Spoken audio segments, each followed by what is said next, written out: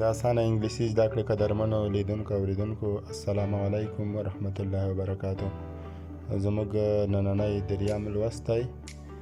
تیر دوه درسونه مې لوستلي وو. راځو نن په نوي درس پیل کوو. What is your country name؟ ستاسو د هیواد نوم څه دی؟ What is څه دی؟ your ستاسو country name د هیواد نوم. د هیواد نوم What is your country name؟ ستاسو د هیواد نوم څه دی؟ راځو دوهمه جملې ته.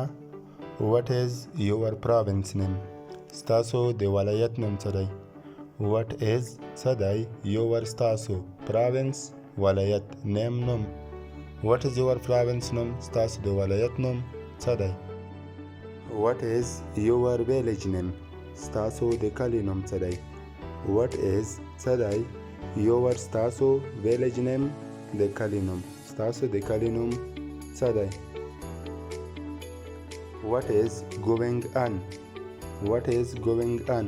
څه روان دی؟ What's the problem؟ څه مشکل دی؟ What is the problem؟ What's the problem؟ څه مشکل دی؟